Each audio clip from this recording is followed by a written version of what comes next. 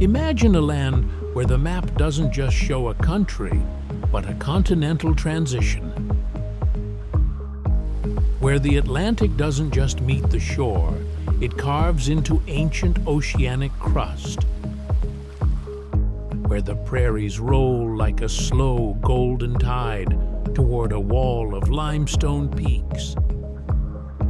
And where the far north isn't a wasteland, but a cathedral of ice and granite that has never known offense.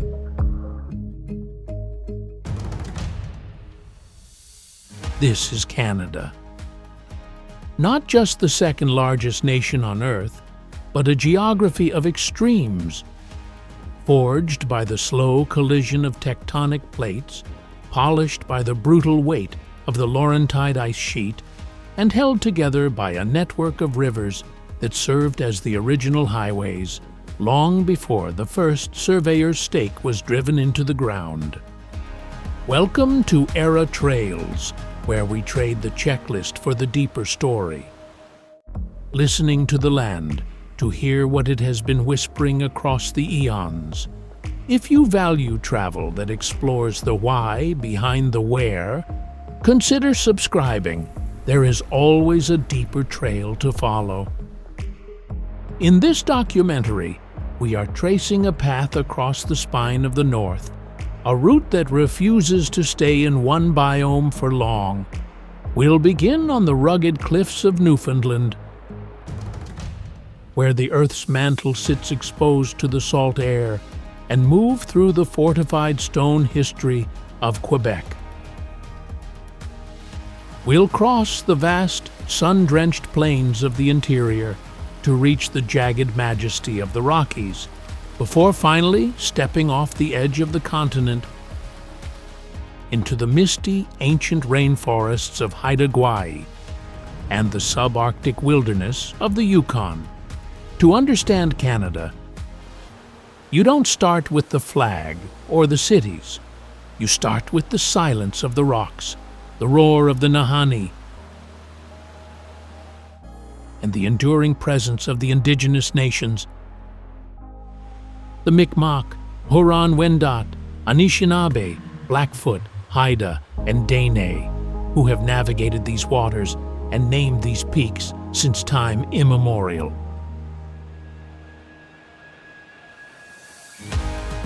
So, settle in. Imagine the air turning sharp and pine-scented. Watch the horizon widen until it breaks. Welcome to the wonders of Canada.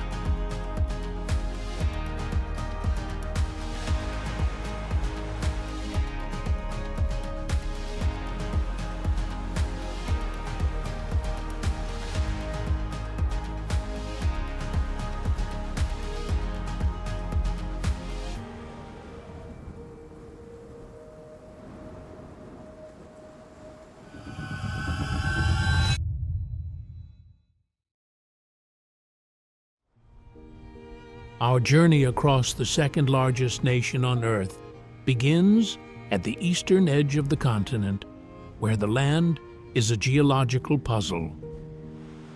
Morne National Park, a UNESCO World Heritage Site on the western coast of Newfoundland, is one of the few places on the planet where the Earth's inner workings are laid bare.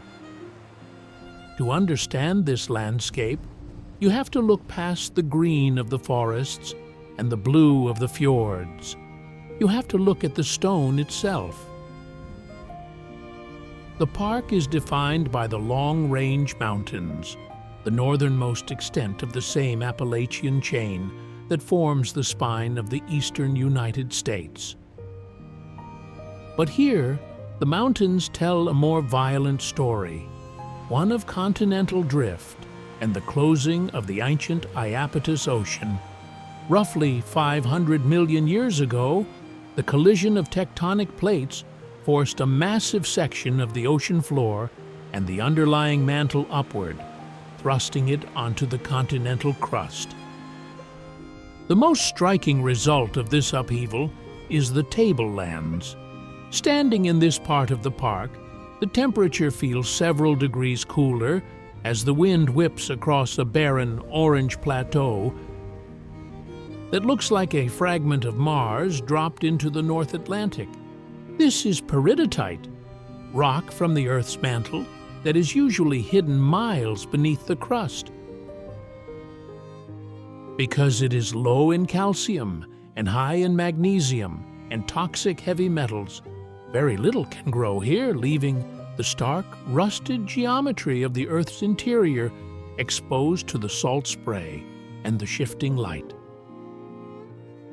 To the north of the tablelands, the landscape shifts from desert-like barrens to the deep, shadowed waters of Western Brook Pond. This is not a pond in the traditional sense, but a freshwater fjord carved by glaciers during the last ice age. As the massive ice sheets retreated, the land, relieved of the crushing weight, began a slow, post-glacial rebound, eventually cutting the fjord off from the sea and turning its salt water into some of the purest freshwater on the planet. When the mist clings to the 2,000-foot granite cliffs that flank the water, you can hear the sound of waterfalls that seem to fall from the clouds themselves. The air here smells of damp stone and ancient moss, and the scale is so vast it makes the human presence feel like a temporary footnote in a story written in deep time. The biological life of Gros Morne is a study in resilience, dictated by the harsh chemistry of the rocks and the relentless moisture of the North Atlantic. Because the tablelands are composed of peridotite, a rock from the Earth's mantle, the soil is heavy with minerals that are toxic to most plants, creating a botanical no-man's land. Amidst the orange barren stones, you find the pitcher plant, the provincial flower of Newfoundland. These carnivorous survivors thrive here by turning to the air for the nutrients the soil denies them, trapping insects in their water-filled leaves to digest them. Nearby, the stunted, twisted forms of Krummholz trees, mostly balsam fir, and black spruce, huddle against the ground, their growth permanently stalled by the pruning force of salt-laden winds. As you move away from the mantle rock and into the lush valleys, the forest thickens and the soundscape changes from the whistle of the wind to the crack of underbrush. The moose, though not native to the island, is the most visible giant of the park. You might spot a bull standing in a boggy meadow, his heavy antlers dripping with pondweed as he feeds in the cool, early morning fog. High above the timberline on the rocky barrens of the Long Range Mountains, the rock ptarmigan and the Arctic hare blend into the lichen-covered stones, their coats turning from summer brown to winter white as the temperature drops toward freezing. In the park's freshwater fjords and coastal waters, the ecology remains tied to the sea. Atlantic salmon leap through the spray of the rivers, while offshore, the silhouettes of minke whales and humpback whales break the surface of the cold Gulf of St. Lawrence. The air is a constant theater of motion, filled with the cries of bald eagles and ospreys that hunt the park's pure, glacial-fed waters. The human history of Gros Morne is a story of adaptation to a landscape that offers no easy favors. Long before European sails appeared on the horizon of the Gulf of St. Lawrence, this coast was the domain of the maritime archaic people who lived here as far back as 4,500 years ago. They were followed by the Dorset and Grosswater Paleo-Inuit, and later the Beothuk and the Mi'kmaq, who treated these fjords not as obstacles but as seasonal larders. In the quiet cove of Norris Point, you can still feel the presence of the Mi'kmaq ancestors who navigated these waters in birch bark canoes, hunting seals and harvesting the bounty of the salmon runs. To these First Nations, the Long-Range Mountains were more than a scenic backdrop. They were a sacred geography where the spirits of the land and the sea intersected. The arrival of Europeans brought a different kind of relationship with the land, one of extraction and hard-scrabble survival. In the 17th and 18th centuries, French and English migratory fishers established seasonal stations along the coast. Braving the great northern peninsula's brutal winters for the sake of the cod. The town of Rocky Harbor grew from these humble roots, its wooden houses painted in bright, defiant colors to pierce through the North Atlantic fog. One of the most evocative historic sites is the Lobster Cove Head Lighthouse, which began its vigil in 1897. For decades, lighthouse keepers and their families lived on this exposed point. Their lives measured by the rhythm of the light and the roar of the gale. Inside the keeper's house, the air still carries the faint scent of kerosene and salt air, a sensory link to an era when the sea was the only road that mattered. This history is a layer of resilience laid over a foundation of deep time. The rocks beneath the Mi'kmaq camps and the fishing stages have witnessed the birth and death of oceans, a reminder that human efforts, no matter how courageous, are fleeting moments in the park's half-billion-year narrative.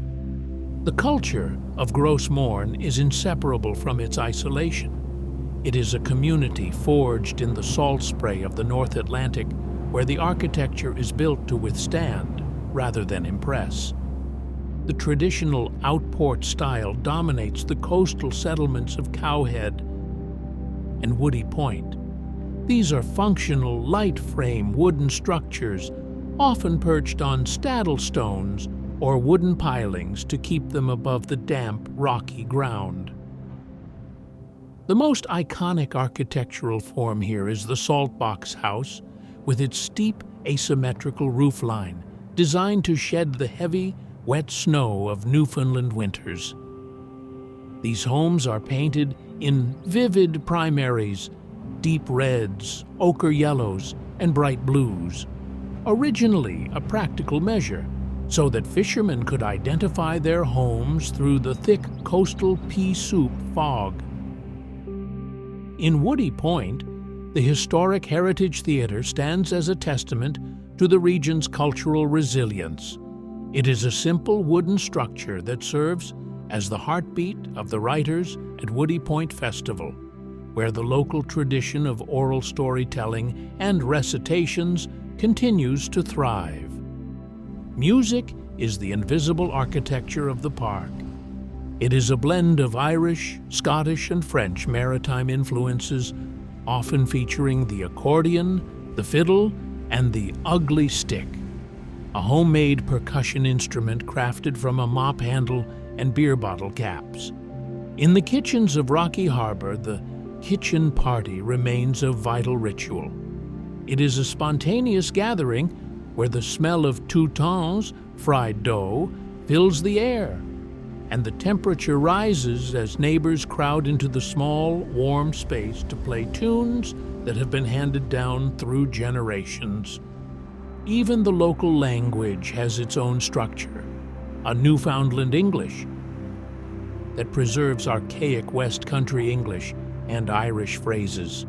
To hear a local fisherman describe the weather is to listen to a linguistic fossil, a way of speaking that has been polished by the wind and the sea until it fits the landscape as perfectly as the granite cliffs of the fjord. The legacy of Gros Morne National Park is a delicate balance between its status as a global geological treasure and its role as a living home for the people of the Great Northern Peninsula. Since its formal establishment in 1973 and its subsequent UNESCO designation in 1987, the park has transitioned from a remote fishing region into a beacon for international scientific research and slow tourism.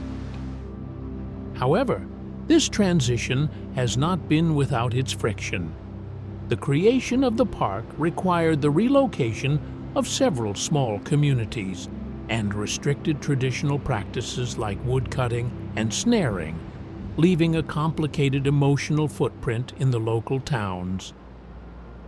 Today, management efforts focus on a co-management philosophy, where the knowledge of the Mi'kmaq and the experience of local Newfoundlanders are integrated into conservation strategies. The goal is to protect the park's integrity, a word that carries weight here, referring to both the chemical purity of Western Brook Pond and the cultural continuity of the surrounding outports. Climate change presents the most immediate modern challenge. The sky islands of the Long-Range Mountains are warming, threatening the Arctic alpine plants that have survived there since the last ice age. On the coast, increased storm frequency and rising sea levels batter the historic tabby and timber structures of the fishing villages, forcing a constant cycle of repair against an ocean that seems to be deciding what to keep and what to erase. As we leave the orange barrens of the tablelands behind, we head south toward the Maritimes, where the power of the ocean moves from the vertical cliffs of a fjord to the horizontal pull of the world's most dramatic tides. We are trading the deep time of the Earth's mantle for the rhythmic tidal pulse of New Brunswick.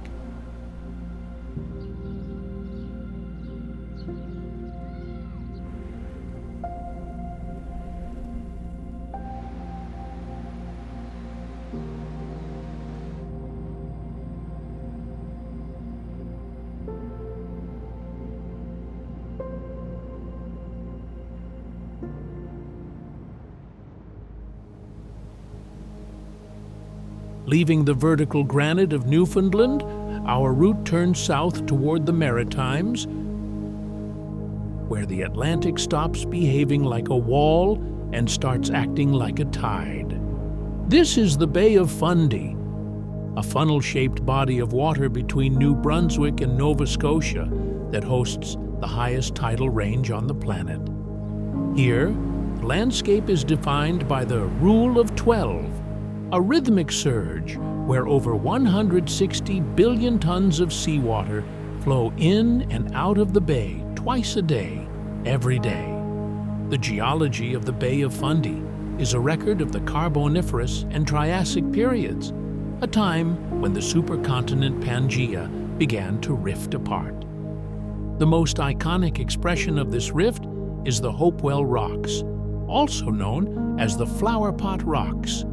These massive formations are composed of red, sedimentary conglomerate and sandstone, stitched together with pebbles and boulders that were washed here by ancient rivers nearly 300 million years ago.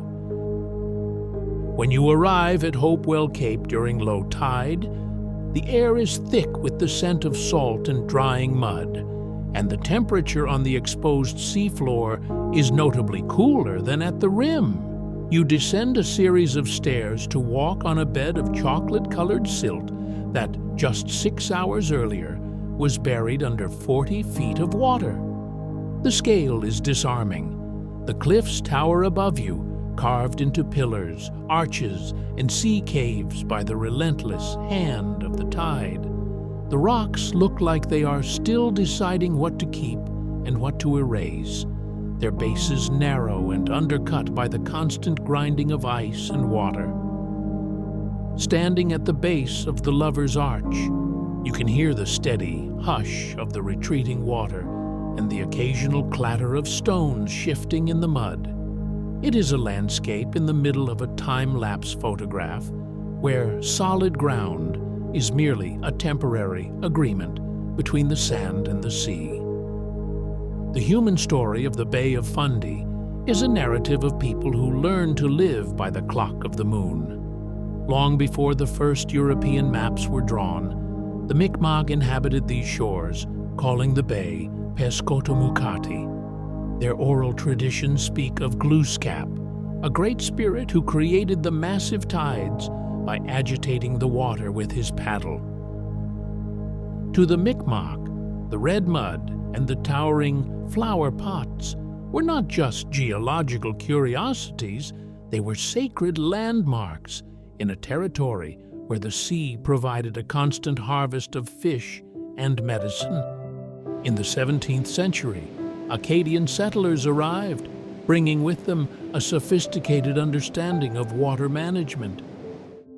They built extensive systems of aboiteaux, wooden sluice gates, and earthen dikes to reclaim the fertile salt marshes from the sea. Walking through the nearby marshlands, the air smells of sweet hay and damp earth, a sensory reminder of the agricultural ingenuity that turned a tidal wilderness into a breadbasket. The signature activity at Hopewell Rocks is the walk on the ocean floor. As the tide recedes, revealing the chocolate-colored silt and hidden caves, visitors explore the Big Cove and Diamond Rock. The experience is visceral.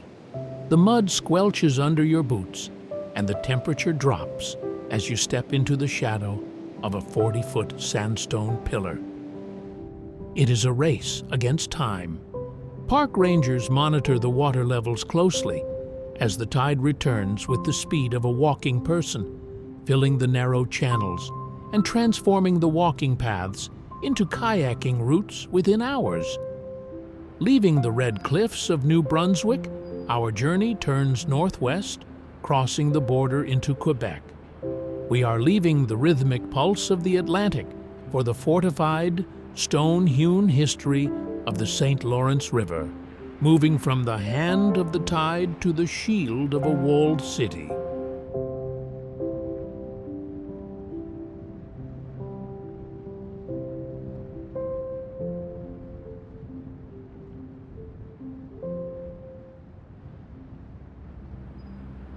Our journey pulls northwest, away from the Atlantic's rhythmic pulse, toward the narrowing throat of the St. Lawrence River. Here stands Old Quebec City, a UNESCO World Heritage Site that feels less like a city and more like a stone fortress carved out of the very edge of the Canadian Shield. To understand its scale, you must look at Cap Diamant, the massive promontory that rises nearly 330 feet above the river. As you stand atop the Dufferin Terrace, the air feels crisp and carries the faint metallic scent of river water and wet slate. Below, the St. Lawrence River squeezes into a narrow passage. The name Quebec itself comes from the Algonquin word Quebec, meaning where the river narrows. The river here is deep and tidal, a legacy of the Champlain Sea that flooded this region after the retreat of the glaciers. The landscape is a series of shelves. Lower Town sits on the narrow strip of flat land at the river's edge, built on silt and reclaimed shoreline. Upper Town, Hauteville, sits defiantly atop the cliff, protected by its natural height and the stone walls that have watched the water for 4 centuries. It is a city of verticality, where the sounds of the harbor rise to meet the bells of the cathedrals on the hill. The ecology of Old Quebec is a hybrid of urban adaptation and the raw, boreal influence of the north. Because the city sits at the confluence of the St. Lawrence River and the St. Charles River, it serves as a corridor for migratory species moving through the St. Lawrence lowlands. The air here is often filled with the sharp, salt-tinged cries of ring-billed gulls and great black-backed gulls that ride the thermals rising off the Cap Diamant cliffs. In the green spaces of the Battlefields Park, better known as the Plains of Abraham, the vegetation reflects the transition from the southern deciduous forests to the great northern taiga. The dominant trees are the sugar maple, Acer saccharum, which turns the park into a riot of gold and crimson in the autumn, and the white pine, Pinus strobus, which stands as a silent witness to the city's colonial era. In the shaded understory of the cliffside paths, the temperature drops, and the smell of damp needle litter and Norway spruce, Picea abies, becomes more pronounced. The St. Lawrence River itself is a living lung for the region. In the brackish waters near the city, the biodiversity shifts with the tides. While the iconic beluga whales, Delphinapterus lucas, stay further downstream in the Saguenay confluence, the river here supports Atlantic sturgeon, Accipenser oxyrhynchus, and American eel, Anguilla rostrata, species that have navigated these waters since long before the first stone of the city was laid. Along the rocky shoreline of Lower Town, you might spot the tracks of a red fox, Vulpes vulpes, or a stoat, Mustela erminea, in the winter snow, moving between the stone foundations. Even in this highly engineered landscape, the wild persists in the margins. The green corridors of the city walls provide a sanctuary for the peregrine falcon, Falco peregrinus, which uses the high masonry of the Chateau Frontenac as a modern-day cliff for nesting and hunting. The history of Quebec City is a story of a crossroads where geography dictated the fate of empires. Long before the arrival of European explorers, the Huron-Wendat and the Algonquin nations lived along these shores, recognizing the site's strategic value as a place where the river narrows and the cliff provides a natural defense. They navigated the St. Lawrence and the St. Charles in birch-bark canoes, creating a trade network that stretched deep into the interior of the continent. In 1608, Samuel de Champlain founded the settlement, establishing a fur trading post that would become the capital of New France. The city was built with intention, an imperial neoclassical center designed to look stable, orderly, and permanent against the vast wilderness. For over a century, the French and the English fought for control of this granite front door to the continent. A pivotal moment in this history occurred in 1759 on the Plains of Abraham. In a brief but brutal battle, the British under General James Wolfe defeated the French under the Marquis de Montcalm, a turning point that led to the British conquest of New France. You can still feel the weight of this struggle in the citadel, the star-shaped fortress built by the British in the early 19th century to guard against American invasion. Its low walls and angled defenses carry the logic of European bastion fortification adapted to the rocky height of Cap Diamant. Walking through the Place Royale, you are stepping into layered military time. You pass stone ramparts and gun emplacements aimed at the river, courtyards where snow collects in winter, and narrow streets that still feel physical, mapped into brick and timber. This is a city that refuses to stay in one genre for long, part medieval village, part military stronghold, and part modern capital. The culture of Quebec City is a defiant expression of continuity, a living wooden and stone city that has outlived empires and the slow retreat of the colonial era. The architecture here is not a preserved set piece. It is a functioning neighborhood where the street plan stays stubbornly medieval, forcing modern life to negotiate with history. In Upper Town, the skyline is dominated by the Chateau Frontenac, a grand hotel built in the late 19th century in the chateau-esque style. Its steep copper roofs, circular towers, and stone masonry were designed to look like a French castle, turning the rugged cliff into a romantic silhouette. Below, the narrow arteries of Lower Town, such as Rue du Petit Champlain, carry you through a patchwork of stone buildings with thick walls and narrow windows, designed to trap heat during the brutal sub-zero winters. You pass small shops and cafes right beside private courtyards and the everyday logistics of life inside heritage. The mansard roof is a signature of the city. These steep, two-sloped roofs were popularized in the 17th century to maximize interior space while shedding heavy snow. Escalier casse-cou, also known as the breakneck steps, are a steep stone staircase connecting the upper and lower levels, remains a physical reminder that this city was designed before comfort became an expectation. The soundscape of Old Quebec is defined by the soft hush of snow and the bells of the Notre Dame de Quebec Basilica Cathedral, a site that has been rebuilt after fires and sieges since 1647. The city's spiritual anchor is older than most of the timber around it, acting as a civic lighthouse for the community. Culturally, the city is a bastion of the French language and Quebecois identity.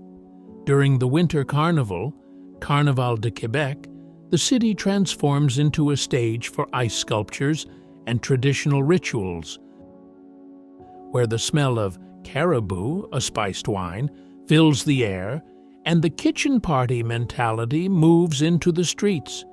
It is a place that keeps history alive without turning it into a theme park, still breathing as a real town pointed toward the river that made it possible. The legacy of Old Quebec is a study in stubborn self-definition. Since its designation as a UNESCO World Heritage Site in 1985, the city has navigated the delicate tension between being a global monument and a living, breathing neighborhood.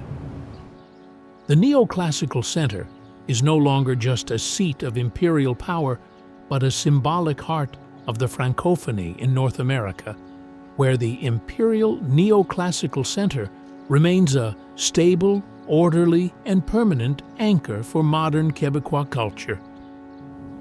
However, the stone and strategy of the past now faces modern environmental shifts. The St. Lawrence River, once a frozen highway that ices over for months, is seeing shorter winters and more erratic ice patterns, affecting both local ecology and the traditional winter festivities that define the city's spirit. The dark, fractured shale of Cap Diamant is also under constant monitoring. The very cliffs that provided a natural defense are susceptible to erosion and frost wedging, requiring a continuous, purposeful layer of modern engineering to stabilize the ancient bedrock. The city's transition into the 21st century is marked by a two Quebecs at once experience, the contemporary city above and the older city still present below. Efforts to preserve the medieval grid mean that any new development must respect the hand-built character of the Civilian Conservation Corps era and the masonry of the French regime. As we leave the granite front door of the east, our route turns toward the interior of the continent. We are trading the fortress walls and imperial architecture of Quebec for the turquoise waters and ancient cedars of Ontario, moving from a city built on a cliff to a peninsula carved by an ancient escarpment.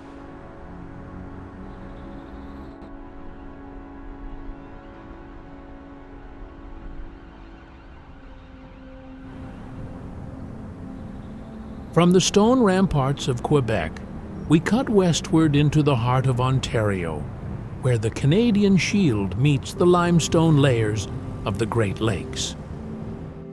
Here, the Bruce Peninsula stretches like a long finger of rock between the deep blue of Georgian Bay and the shallower waters of Lake Huron. The air here changes. It loses the humidity of the river valley and becomes sharp, smelling of cedar needles and cold, mineral-rich water. The peninsula is the most dramatic expression of the Niagara Escarpment, a massive ridge of dolomite and limestone that runs from New York through Ontario and into the Midwest. This is ancient geography. These rocks were formed nearly 450 million years ago when the region sat beneath a warm, shallow Silurian sea.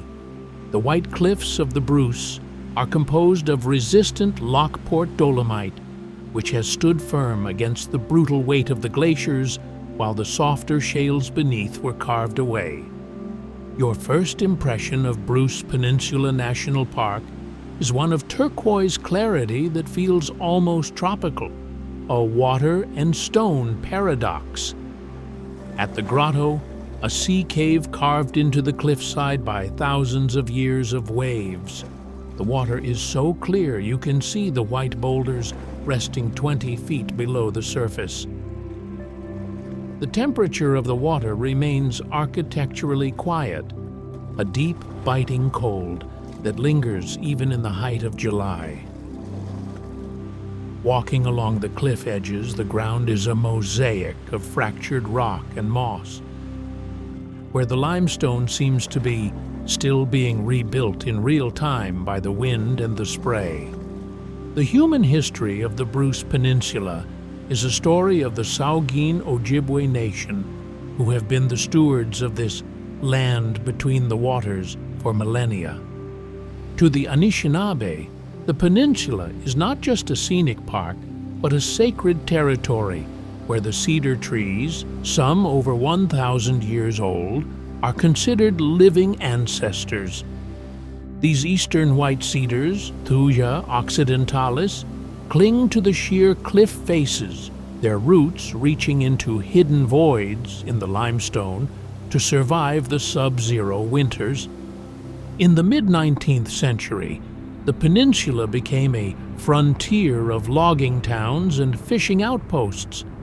The town of Tobermory, at the very tip of the peninsula, grew as a harbor of refuge for ships navigating the treacherous waters of the graveyard of the Great Lakes.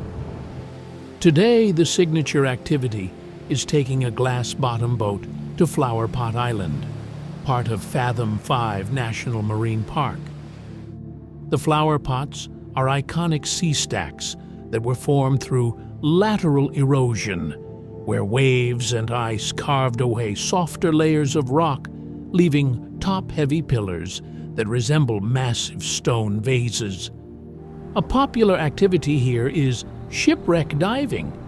The cold, clear water preserves the timber of 19th century schooners like the Sweepstakes, lying in the shallow harbor of Big Tub, where history is not behind glass, but visible just beneath the surface. The culture here is part frontier legacy, part modern sanctuary, where the rhythm is set by the ferry crossings and the slow curves of the Bruce Trail, the oldest and longest marked hiking trail in Canada. As the sun drops, the limestone turns to gold, and the cliffs cast long shadows over Georgian Bay. Leaving the turquoise waters of Ontario, our journey turns west, crossing the vast expanse of the Canadian Shield to reach the transition of the prairies. We are trading the white cliffs and ancient cedars for the aspen parkland and wide horizons of Saskatchewan.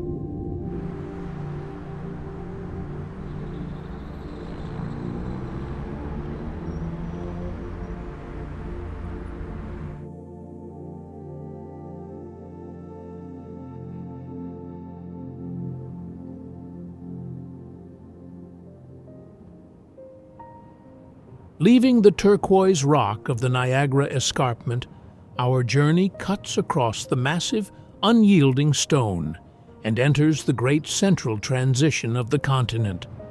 This is Saskatchewan, a province often framed by its endless horizons, but here the land begins to rise and fold. Prince Albert National Park sits at the hinge point of the Canadian interior, a rare meeting place where the open aspen parkland of the south gives way to the deep, shadowed, boreal forest of the north. The geology here is a story of glacial retreat and the brute force of the ice.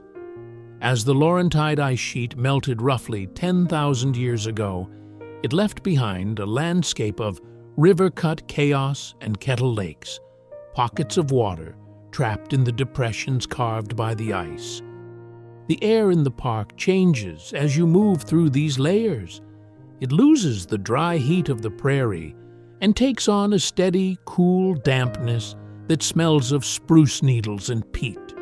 Your first impression is one of a kingdom of lakes and taiga, where the water doesn't sit on the land so much as interlock with it. As you drive toward Waskiesiu Lake, the park's central anchor, the rolling hills are draped in a mosaic of habitats. To the south, the white trunks of trembling aspen, Populus tremuloides, shimmer in the wind like a pale, shifting sea, while to the north, the wall of forest thickens into white spruce, Paitaya glauca, and jack pine, Pinus banksiana. It is a landscape that refuses to stay in one genre for long, shifting its voice with every gain in latitude. The human history of this park is etched into the living geography of its waterways. For millennia, the Cree, Nehiawak, and Dean peoples navigated these lakes, treating the region as a lived-in landscape of travel and harvest long before the first surveyor arrived. This area remains part of Treaty 6 territory, a sacred homeland where the rhythm of the seasons, the salmon-like runs of lakefish, and the migration of elk dictated the pulse of life. In the early 20th century, the park became a retreat for those seeking a dream destination for solitude. The most enduring cultural thread is tied to Grey Owl, or Archibald Belaney, who lived in a small cabin on Ajawan Lake in the 1930s. His home, Beaver Lodge, is accessible today via a long meditative trail or a paddle through the cypress-like corridors of the northern lakes. Standing at the cabin's edge where the sound of the city drops away, you can hear the hush of the wind in the pines and the slap of a beaver's tail against the dark water, a sensory link to the early conservation movement that sought to protect the primitive design of this wilderness. The park also protects one of the last free-roaming herds of plains bison on their original range. Seeing these rolling forms move across the Sturgeon River Valley at dusk is a reminder that the wild does not wait outside the park limits. It is a living cycle that keeps redrawing its own map. Leaving the aspen and spruce corridors of the boreal north, our route turns southwest toward the sharp, sun-drenched edges of the deep prairies. We are trading the cool lake air for the hoodoos and sacred stones of Alberta, moving from the transition of the forest to the exposed chapters of the Milk River.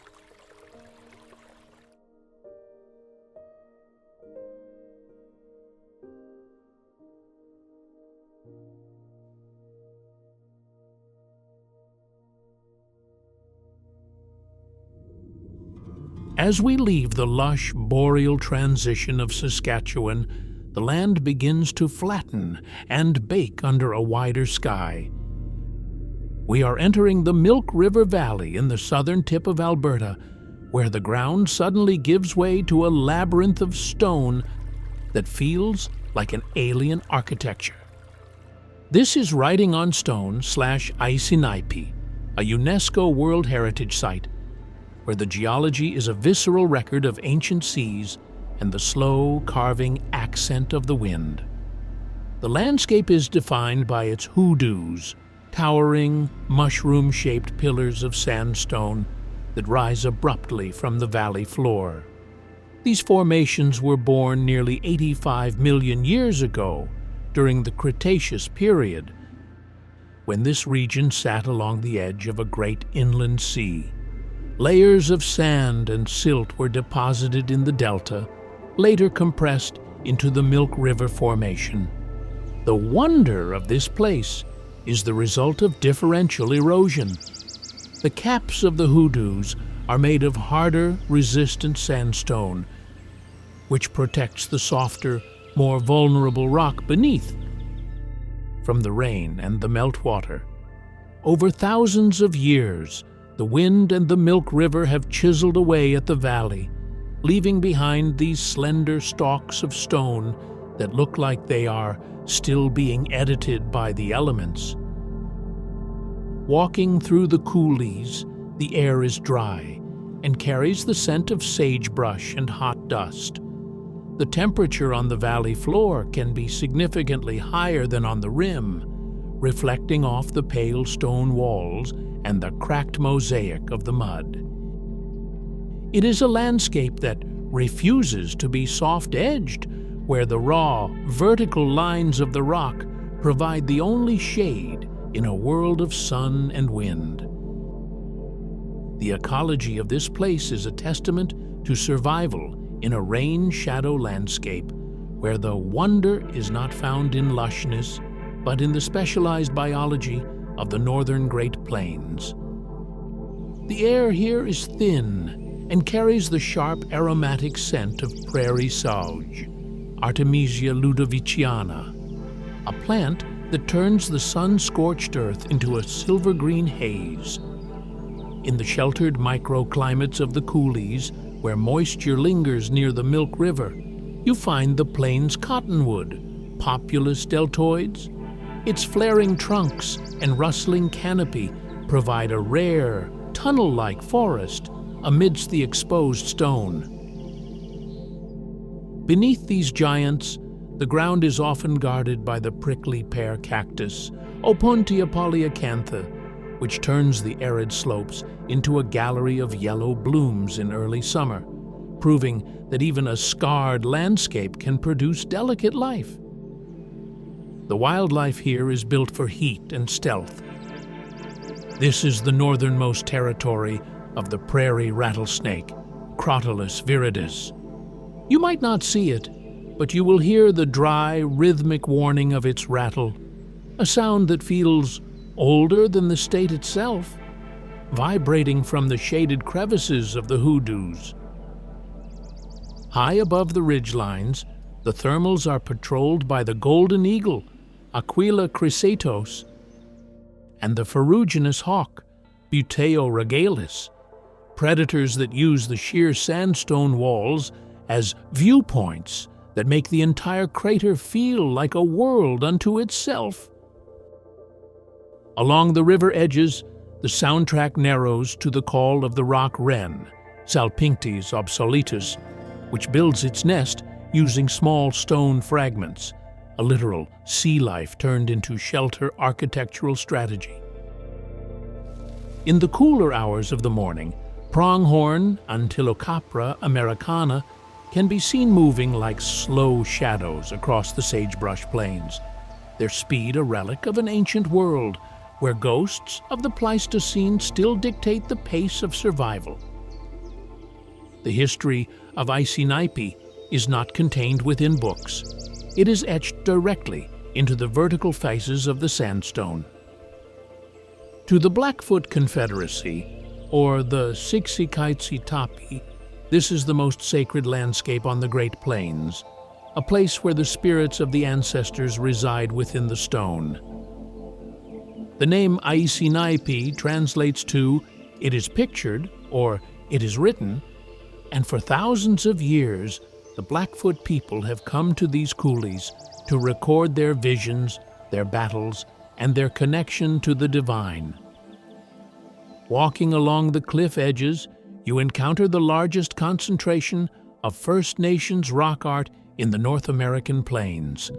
These petroglyphs, carved into the rock, and pictographs, painted with red ochre, span a timeline of human presence that reaches back over 3,000 years. The earliest images show a world of bows, arrows, and traditional hunts, but as you move through the living geography of the site, the drawings change. You see the arrival of the horse and the gun, and eventually the appearance of European-style buildings, a visual record of a culture navigating a world in rapid, often violent transition. The deep time of the land itself provides the parchment for this history. The Milk River Formation was created during a period of tectonic collisions and eruptions that shaped the continent, and the subsequent slow, patient work of erosion by the Milk River carved the valley into the amphitheater it is today. This is why the Blackfoot believe the rocks themselves are alive.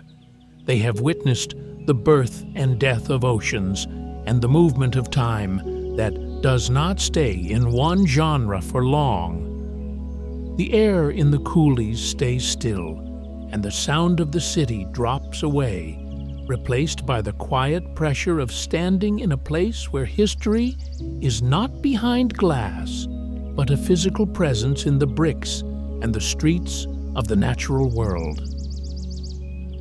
Every image on the stone is a reminder of what human courage can do to the shape of a place. A single voice refusing to be quiet across the centuries. The culture of Áísínai'pi is not reflected in traditional buildings of wood or steel, but in the spiritual architecture of the Blackfoot people and the physical markers they left upon the landscape. To the Áísínai'pi, the very shapes of the hoodoos are considered powerful entities, spirits known as the Mistsukis, that have watched over the valley since the world was new. This is a lived-in landscape where the stone architecture is provided by the earth itself, anchored into glacially scoured rock that has served as a sanctuary for ceremony and vision quests for thousands of years. One of the few permanent human structures in this environment is the reconstructed Northwest Mounted Police Post, a stark reminder of the late 19th century frontier legacy. These small, log-hewn buildings with their sod roofs represent the material history of the colonial era, placed here to patrol the whiskey trade along the Whoop-Up Trail. The contrast is striking. The rigid, linear lines of the colonial barracks standing against the chaotic wind-sculpted curves of the sacred sandstone. The true cultural heartbeat of the park is found in the oral tradition that continues to bridge the gap between the ancient petroglyphs and the modern descendants of the Blackfoot Confederacy. Today, the site functions as a living borderland, where traditional knowledge is shared through ranger-led tours and spiritual gatherings. You can hear the sound of the city drop away as elders explain the meaning of the drawings, not as art, but as a moral language that translates community, discipline, and organizing into a practical connection with the land. Even the modern visitor center at the park's rim is designed to mimic the natural coulees, using earth-toned materials and low profiles to ensure the scenery is not overtaken by commerce. Inside, the air is cool and still, providing an orientation moment that frames the living geography below as a place to be approached with respect and space. It is a culture that refuses to be sealed off from the wild, treating the entire valley as a cathedral-like space where the past is still physical, mapped into brick, timber, and stained glass within the very grain of the rock. The legacy of writing on stone is a testament to the uncomfortable, motivating truth that a place of such deep spiritual power is never truly finished. In 2019, its designation as a UNESCO World Heritage Site formally recognized it as a crossroads where the physical landscape and human belief are indistinguishable. This transition has elevated the park from a local curiosity to a global reminder of what human courage can do to the shape of a place, specifically honoring the enduring dignity and resistance of the Blackfoot people. However, the hand of time and the slow, patient work of erosion remain relentless. The very sandstone that preserves the ancient pictured stories is fragile. Wind, rain, and the freeze-thaw cycles of the Alberta winter mean that the walls retreat and rims crumble. Protecting these sacred stones requires a delicate balance between allowing the land to follow its natural living cycle and the active remembrance of preserving a culture's visual archive for the future. As we leave the hoodoos and sun-scorched plains of the south behind, our route turns toward the western horizon, where the flatlands end in a hard, dramatic break. We are trading the painted layers of deep time and aromatic sage for a wall of peaks that's shouldering up against the sky. We move from the exposed history of the prairies into the jagged majesty and permanent snowfields of the high Rockies.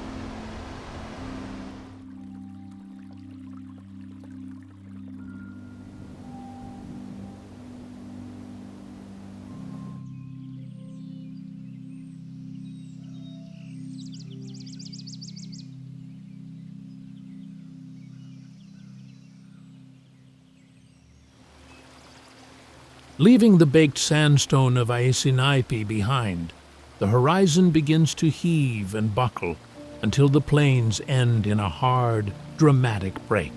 This is the arrival of the Canadian Rockies, a world where the Earth's crust has been folded inward to leave a wall of peaks that look impossible for this part of the continent. Our route follows the Icefields Parkway, a 230-kilometer ribbon of asphalt that runs the spine of the continent, connecting Banff and Jasper national parks. The geology here is a lesson in raw, vertical, and undeniable force. These mountains are built largely of resistant limestone and dolomite, laid down when this region sat beneath ancient seas, then lifted during the great mountain-building collisions of the Laramide orogeny.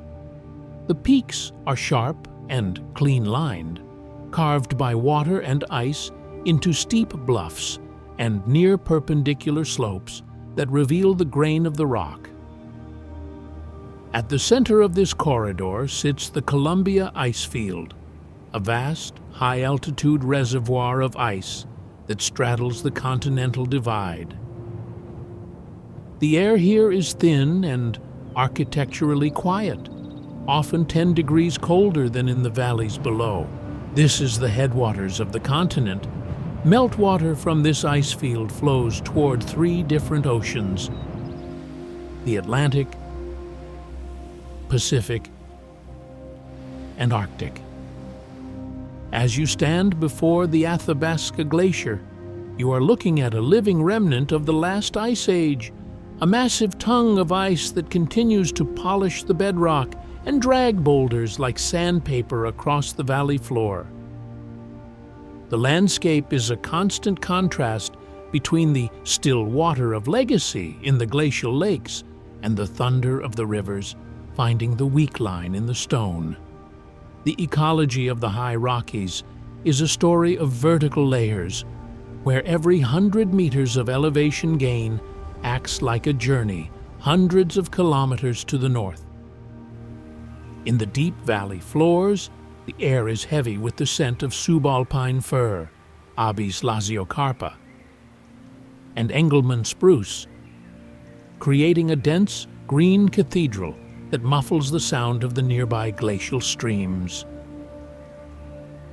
As the trail climbs, the forest begins to thin and huddle against the ground, transforming into the stunted, wind-twisted forms of krummholz.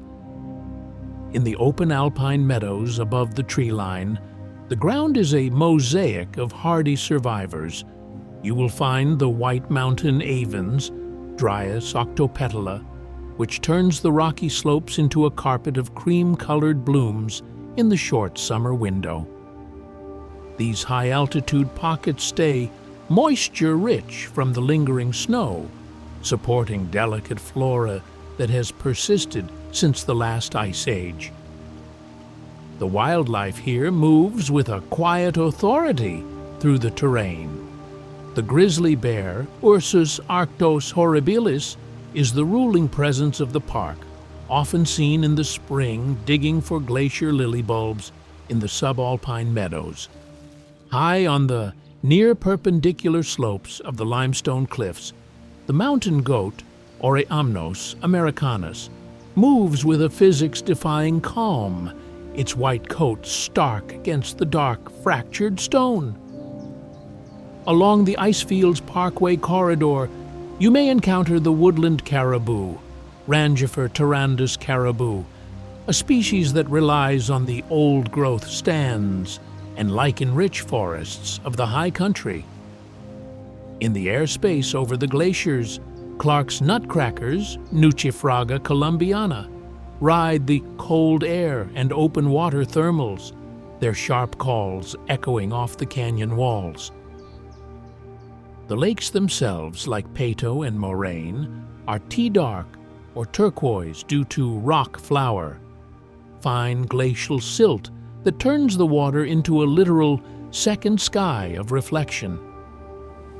The history of the High Rockies is a story of passage and a moral language of the land that predates any modern borders.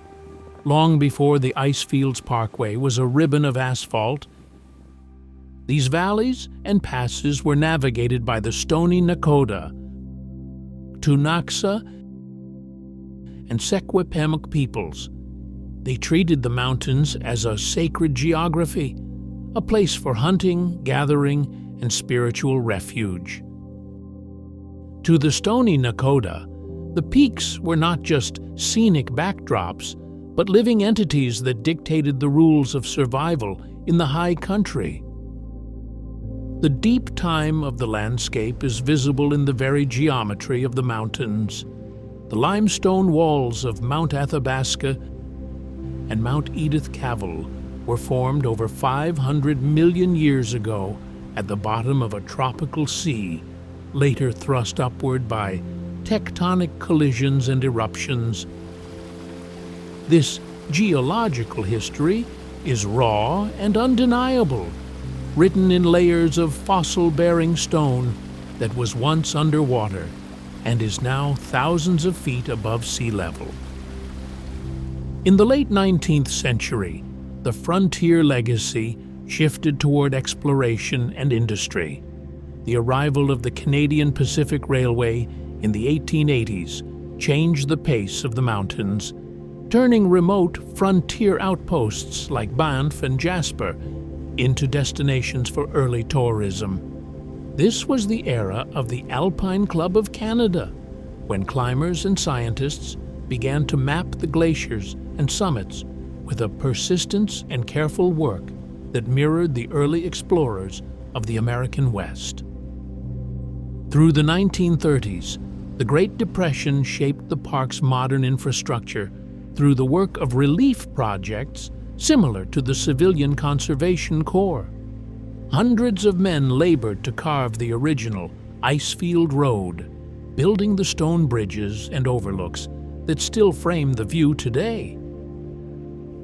It was a monumental task of military engineering and human sweat, turning a rugged wilderness into a road that lets people float along the spine of the continent. This history is a living archive. When you stand at Saskatchewan Crossing, you are standing at the meeting point of 3 major rivers and centuries of travel. It is a place where Indigenous history and colonial settlers intersect, a reminder that the mountains have always been a lived-in landscape for those who listen closely enough to hear what they have been saying. The culture of the High Rockies is a blend of mountain sanctuary and a distinct high-altitude aesthetic where the architecture is designed to mirror the jagged majesty of the surrounding peaks. In Banff, this is most evident in the Banff Springs Hotel, a National Historic Site built in 1888 by the Canadian Pacific Railway. Designed in the Scottish baronial style, its massive stone walls, dark wood paneling, and steep pitched roofs make it appear like a castle in the mountains anchored directly into the glacially scoured rock. Inside the hotel and the town's historic core, the air smells of cedar and wood smoke, a sensory signature of a mountain world built for shelter against the cold. The architecture here follows a mountain myth made real logic, utilizing heavy timbers, basalt stonework, and hand-forged iron that makes the structures feel like a natural extension of the terrain. One of the most significant cultural hubs is the Banff Centre for Arts and Creativity, which sits on the side of Tunnel Mountain. It serves as a modern stage for the region's long-standing relationship with sound and vision, hosting the world-renowned Banff Mountain Film and Book Festival. This is where the mountain culture of climbers, photographers, and writers gathers to share stories of human courage and deep-time exploration. In Jasper, the culture feels even more grounded, leaning into a frontier rhythm that prioritizes the land over the grand statement. The Jasper Park Lodge embodies the rustic style of early 20th century Canadian park architecture, utilizing log frame construction and massive stone chimneys that allow the buildings to fade into the forest, as if they were grown there. This connection to the earth and its oldest stories is visible right in the heart of town, where the Jasper totem pole stands near the train station. This Haida carved monument serves as a silent, wooden reminder of the oral tradition and the sacred geography that has linked these limestone peaks to the Pacific coast since time immemorial. As the sun sets, the local culture literally extends toward the heavens. Jasper is one of the world's largest dark sky preserves, a place where the night stops being empty and becomes a vaulted gallery of stars. On the right night, the sky ignites with foxfires, the northern lights, turning the silence of the mountains into a motion of light that feels older than the state itself. Throughout the corridor, the kitchen party spirit is alive in local breweries and lodges. These are the places where backpackers, cyclists, and paddlers gather to trade uncomfortable, motivating truths about the trails, often accompanied by local music that blends the same Irish, Scottish, and French maritime threads found in the East. It is a culture that doesn't just visit the mountains. It negotiates with them daily, building a life inside a society that is dictated by the seasons and the stone. The legacy of Banff and Jasper is an uncomfortable, motivating truth that even the most massive landscapes are in a state of constant, fragile negotiation. Since its establishment as Canada's first national park in 1885, this corridor has transitioned from a remote railway outpost into a global symbol of permanent enjoyment and wilderness protection. The star-shaped philosophy of modern conservation here focuses on preserving the integrity of the Columbia ice field, not just as a scenic backdrop, but as the literal water engine for the interior of the continent. However, the deep time of the glaciers is currently being rewritten by a warming climate. The Athabasca Glacier has been retreating for over a century, leaving behind a glacially scoured rocky shoreline that serves as a visible timeline you can walk. This recession is more than a change in the map. It is a terrain shift that affects the flow of rivers and the mosaic of habitats that depend on cold, glacial meltwater. The park's modern transition also includes a restoration of memory. Efforts to integrate Indigenous nations into the management of their sacred geography have led to the renaming of sites and the protection of traditional wildlife corridors that allow animals like the grizzly bear and woodland caribou to move through the mountains without losing their humanity to the pressures of tourism. As the sound of the city drops away and we leave the limestone and permanent snowfields of the Rockies, our route turns toward the Pacific. We are trading the jagged majesty of the high peaks for the misty, ancient rainforests and living culture of the West Coast. We move from the spine of the continent to the Galapagos of the north at Haida, Gwaii.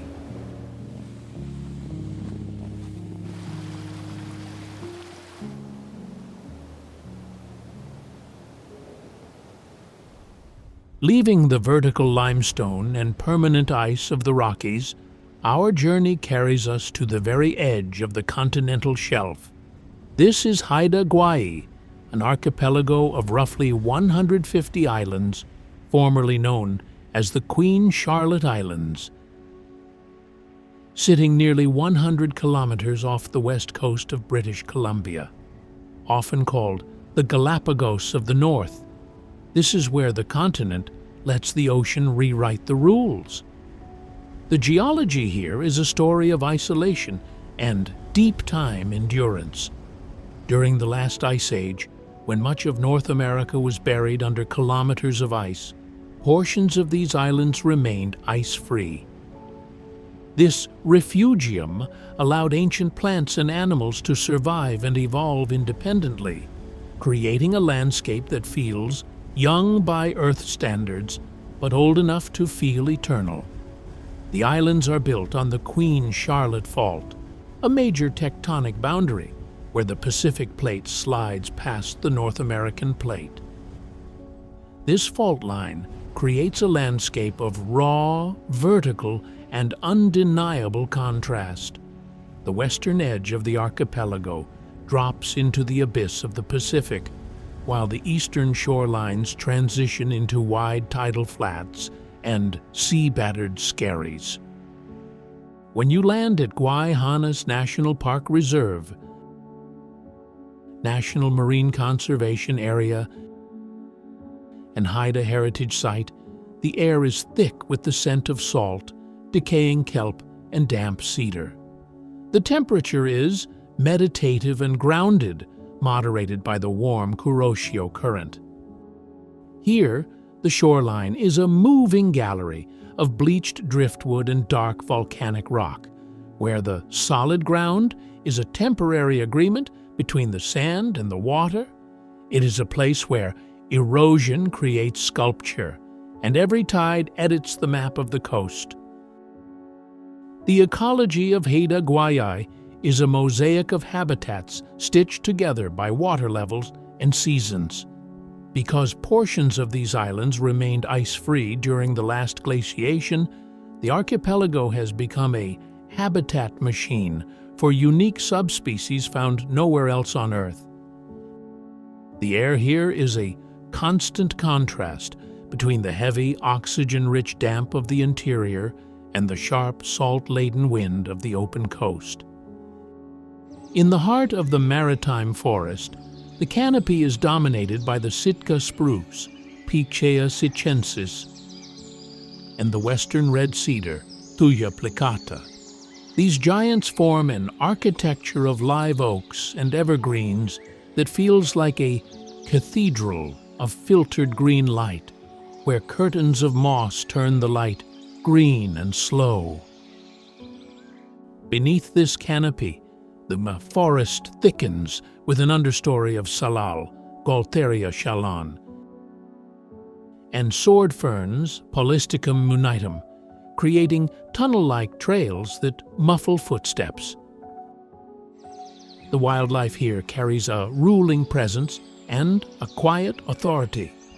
The Haida Gwaii black bear, Ursus americanus carlotai, a unique subspecies, is the largest of its kind, having evolved massive jaws to crush the shells of maritime life along the rack line and tidal flats.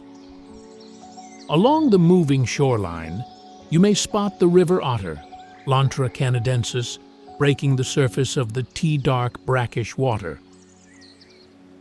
While offshore, the constant motion of stellar sea lions, Eumetopias jubatus, and harbor seals, Phoca vitulina, turn the bare rocks into living sculpture. The airspace is a seasonal aviary of high density.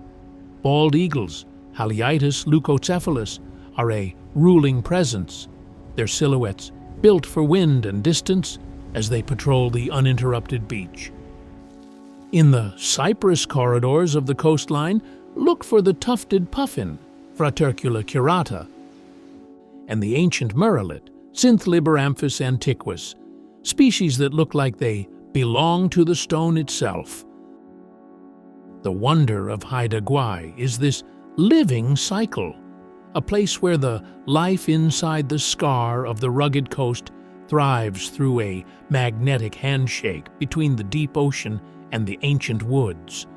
The history of Haida Gwaii is a story of dignity and resistance that refuses to stay in the past. It is a narrative where history is not behind glass, but is still physical, mapped into the very timber and stone of the islands. For over 10,000 years, the Haida nation has governed this archipelago, their presence a living geography that precedes colonial maps by millennia. To the Haida, the land is not a commodity but a relative, a place where the moral language of the ancestors remains practical and active. The deep time of the archipelago is visible in its glacially scoured rock and the ancient basalt headlands that have stood for millions of years. Because portions of these islands remained ice-free during the last glaciation, the landscape carries the archive of a world that elsewhere vanished beneath the ice. The geological history here is raw and undeniable, reflecting a terrain that has been carved by fire and refined by water through volcanic eruptions and the slow work of tectonic collisions. In the 18th and 19th centuries, the frontier legacy brought European traders and the devastating impact of smallpox, which reduced a once vast population to a few hundred survivors. Yet, the story of Haida Gwaii is one of a movement that keeps trying to complete the work it started. The 1980s saw the Haida lead a powerful stand for their homeland, engaging in conservation battles that eventually resulted in the landmark co-management agreement for Gwaii H'anas. It was a turning point that proved change is never free, never clean, and never finished. Walking through the skeletal remains of ancient villages, you are stepping into a living cycle where nature is reclaiming the architecture of the past. It is a material history where the ruins of cedar longhouses and mortuary poles frame the sky, reminding us that time is never impressed by ownership. This is a landscape that travels like a sequence of worlds, where every trail waiting carries the uncomfortable, motivating truth of what human courage can do to the shape of a place. The culture of Haida Gwaii is a living heritage where the street plan is the landscape and the architecture is a direct dialogue between the sea and the forest. This is not a culture defined by stone and strategy, but by the dignity and resistance of cedar and spirit. At the heart of this identity is the Haida Heritage Center at Kluane, where 6 grand longhouses rise against the shoreline, their massive timber beams and silvering wood mirroring the jagged majesty of the surrounding environment. The signature architectural form of the islands is the longhouse, a monumental structure of western red cedar designed to hold entire clans and centuries of stories. These buildings are human history, preserved in timber and shade, with vivid carvings that translate community and discipline into physical form. Inside, the air smells of wood smoke and damp earth, a sensory signature of a maritime world built for shelter against the restless sea. This connection to the sacred geography is most hauntingly visible in the ancient village of Gwaii, a UNESCO World Heritage Site. Here, weathered mortuary poles stand like a shoreline skeleton, half swallowed by the maritime forest as they slowly return to the earth.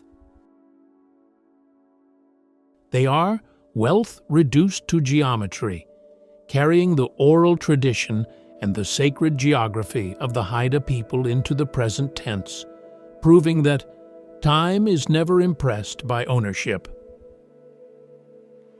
The Haida Gwaii Museum acts as a further living archive for this transition, where the precision craft of argillite carving and woven spruce root hats are shared alongside the recurrent rituals of the potlatch. It is a place where self-governance is not abstract, and the moral language of the land is preserved through active remembrance.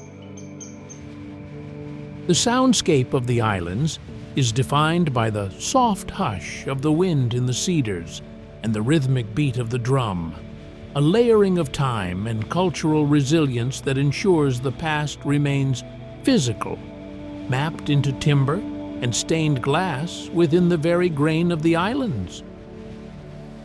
The legacy of Haida Gwaii is a testament to the uncomfortable, motivating truth that a landscape of such deep power is never truly static.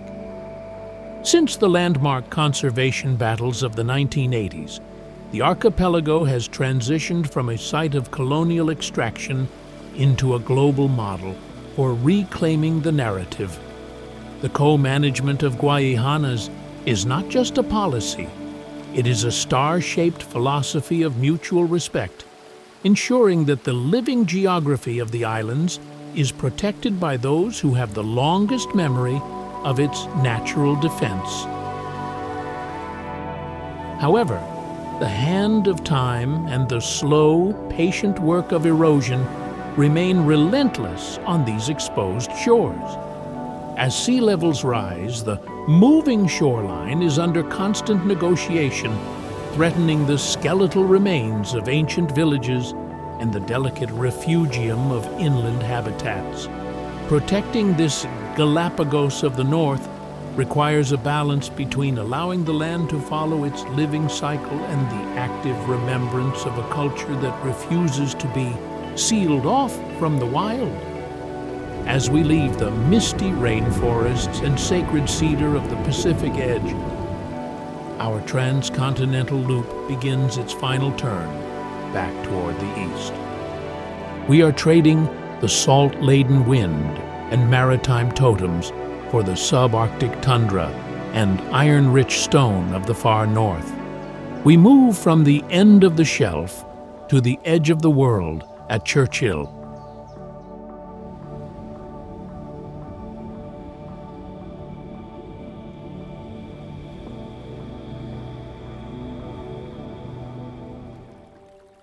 Before we head toward the subarctic, we must first touch the final, jagged edge of the western frontier.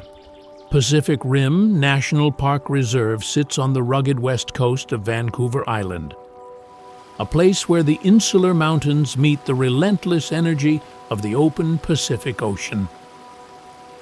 This is a landscape of raw, vertical, and undeniable power, where the continent doesn't just end. It shatters into a mosaic of thousand-island archipelagos and deep, fog-choked fjords.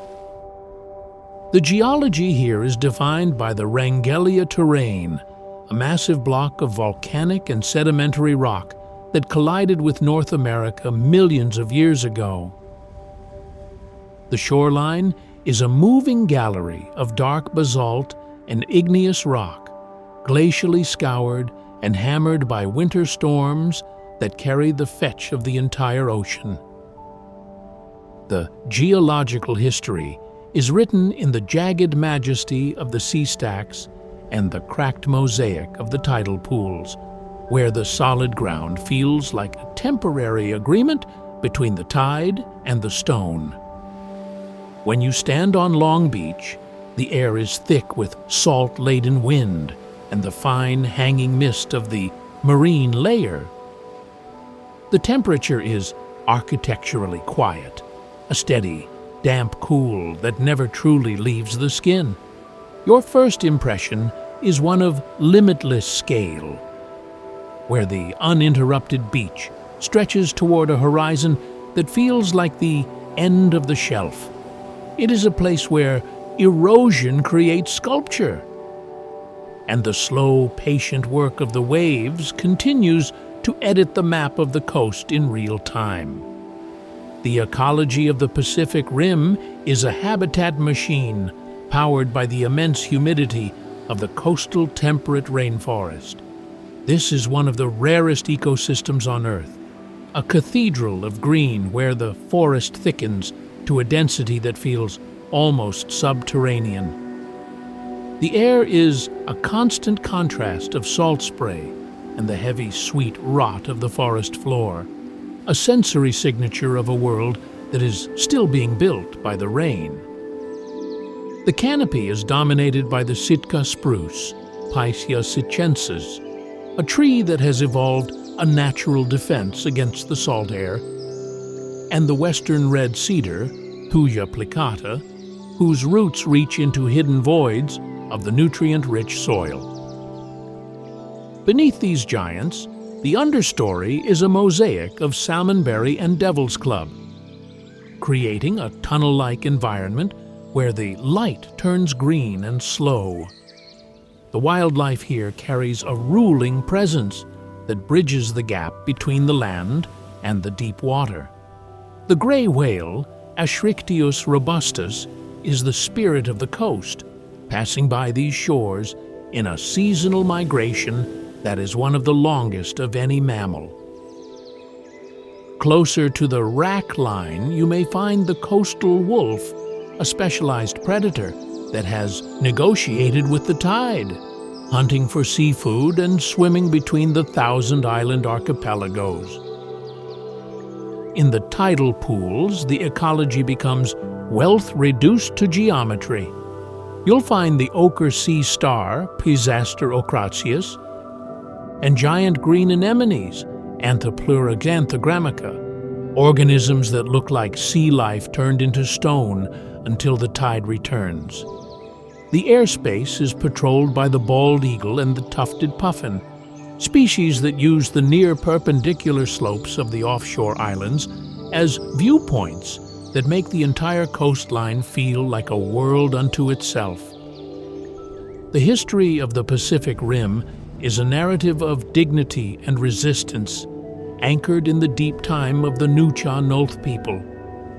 For over 5,000 years, the Newfoundland nations have lived along this jagged majesty, their culture inseparable from the living geography of the ocean. To them, the coast is not a wilderness to be conquered, but a lived-in landscape governed by the Hishuk-Ishtsawalk, the belief that everything is one and interconnected. The deep time of the land is etched into the glacially scoured basalt. During the last ice age, this coastline was a refugium, a pocket of life that survived while the rest of the continent was buried under ice. The geological history here is a record of violent tectonic collisions and eruptions, with the Cascadia subduction zone looming just offshore. This is a terrain shift waiting to happen. A place where the moral language of the indigenous oral tradition speaks of great floods and shaking earth, accurately recording seismic events from centuries past. In the late 18th century, the frontier legacy arrived in the form of maritime fur traders and explorers like Captain James Cook. This was a turning point that introduced a layering of military time and colonial trade, turning the remote frontier outposts of Tofino and Ucluelet into hubs for the global market. The material history of this era is still found in the shipwrecks scattered along the West Coast Trail. Originally built as a life-saving trail for shipwrecked sailors, a human history preserved in timber and shade amidst the uninterrupted beach. This history is not a closed chapter. It is a living archive. Today, the park is a crossroads where the restoration of indigenous sovereignty meets modern conservation.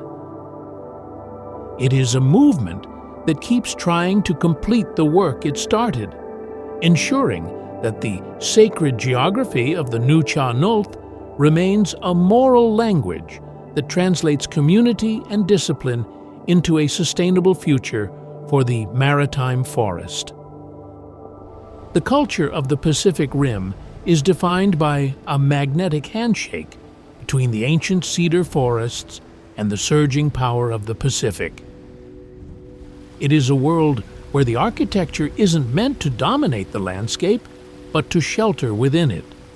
This maritime world finds its most profound expression in the Nuu-chah-nulth whaling tradition, a culture built on a moral language of respect for the sea, where the precision craft of carving massive cedar canoes was once the heartbeat of the community.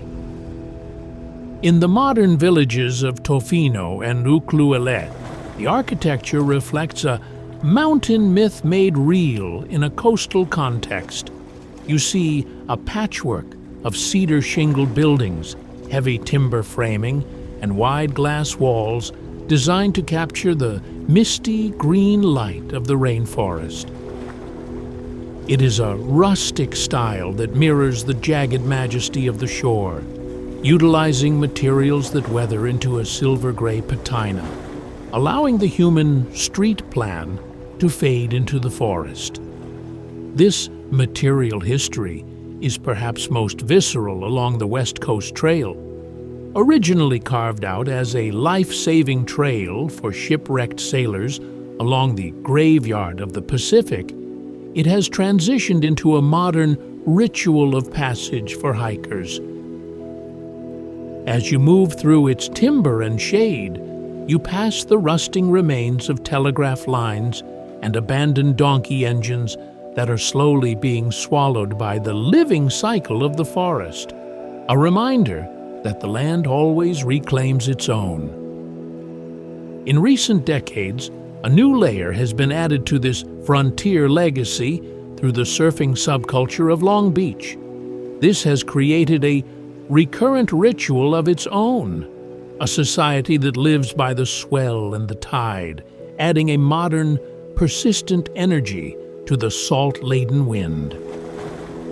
Whether it's the rhythmic sound of the drum at a local potlatch or the hush of the wind through a surfer's campfire, the culture here is not behind glass. It is a lived-in landscape where the past and the present are physical, mapped into timber and stained glass within the very grain of the coast. The legacy of the Pacific Rim is a study in uncomfortable, motivating truths about the limits of human control at the edge of the world. Since its establishment in 1970, the park has evolved from a remote frontier outpost into a global symbol of the conservation battles that define the modern West Coast. This transition is not just about protecting the scenery, but about a movement that keeps trying to complete the work it started, the total reintegration of the Newfoundland people into the stewardship of their sacred geography. However, the hand of the ocean remains the primary architect of change here. The geological history of the Cascadia subduction zone is a terrain shift waiting to happen, a reminder of what human courage can do when faced with the raw power of a potential tsunami. Meanwhile, the slow, patient work of erosion and the rising sea levels are rewriting the uninterrupted beach of Long Beach, forcing a constant, active remembrance of how fragile this granite front door truly is. As the sound of the city drops away, and we leave the misty rainforests and salt-laden wind of the Pacific, our route turns sharply north. We are trading the low-lying cedar and maritime mist for the high-altitude ice and jagged majesty of the subarctic interior. We move from the end of the shelf to the kingdom of the giants at the roof of the continent in Kluane.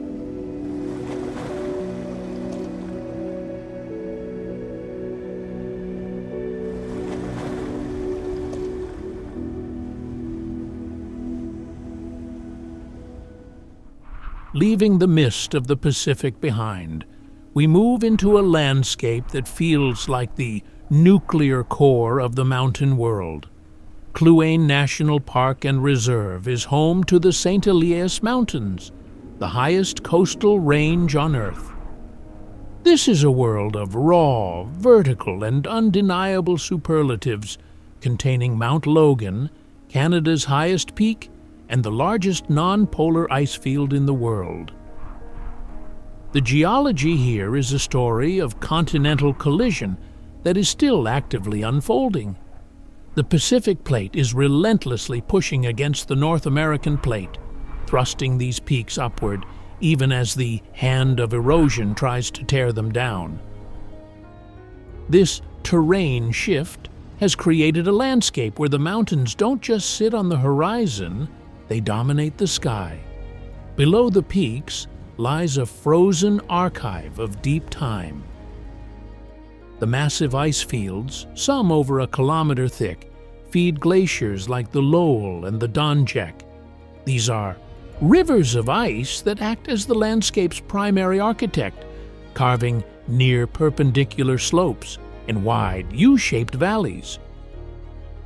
When you stand at the edge of Kluane Lake, the air is architecturally quiet and tastes of ancient snow. The water is a milky turquoise saturated with rock flour. The fine silt ground down by the slow, patient work of the glaciers. It is a place where the Earth's crust feels thin, and the limitless scale reminds you that human history is just a recent footnote in the life of the stone. The ecology of Kluane is a mosaic of habitats, governed by the massive influence of the ice. Because the mountains act as a natural defense against the moisture of the Pacific, the interior of the park is surprisingly dry, creating a subarctic rain shadow where only the hardiest survive. Here, the forest thickens only in the lower valleys, dominated by white spruce, Pitcaia glauca, and quaking aspen, Populus tremuloides, trees that have negotiated with the frost to survive the long Yukon winters. As you move above the tree line, the landscape transitions into the alpine tundra, a vivid expanse of dwarf shrubs, heathers, and lichens. In the short, intense summer, the ground becomes a moving gallery of color. As the Arctic poppy and moss campion bloom against the iron-rich stone, this is a habitat machine designed for efficiency. Every plant is low profile, huddled against the ground to escape the relentless high-altitude winds. The wildlife in Kluane carries a ruling presence that reflects the scale of the mountains. This is home to one of the world's most genetically diverse populations of the grizzly bear, Ursus arctos horribilis, who patrol the near perpendicular slopes in search of soapberries. High on the rocky ridges, the Dale sheep, Ovis daily, move with a physics-defying calm, their white coats a permanent snowfield of motion against the dark peaks. In the valleys, you may encounter the Yukon moose or the woodland caribou, while the air space is ruled by the golden eagle, whose silhouette is built for distance over the glacial plains. The living cycle here is dictated by the ice and open water. Even the smallest ground squirrel is a reminder of human courage in the face of such a limitless scale. The history of Kluane is a narrative of dignity and resistance etched into the high-latitude wilderness. For thousands of years, the southern Tuchone people, represented today by the Champagne and Aísínai'pi and the Kluane First Nations, have navigated this jagged majesty. To them, the park is not a vacant wilderness, but a sacred geography called Wu'an, a lived-in landscape where the moral language of the land dictates the terms of survival. Their oral tradition tracks the movements of the glaciers, treating the ice as a living entity that can advance or retreat based on the relationship between the people and the stone. The deep time of Kluane is perhaps more visible here than anywhere else on the continent. The St. Elias Mountains are still being built, rising as the Pacific Plate grinds against the North American Plate, making this one of the most seismically active regions in the world. This is geological history in the present tense, a terrain shift that creates mountain-sized pressure and near-perpendicular slopes of raw, unweathered rock. Within the ice fields lies a frozen archive, where layers of snow from centuries past are compressed into a material history of the Earth's atmosphere, a reminder of what human courage can do when we try to read the secrets of the deep past. In the late 19th and early 20th centuries, the frontier legacy arrived with the Klondike Gold Rush and the construction of the Alaska Highway during World War II.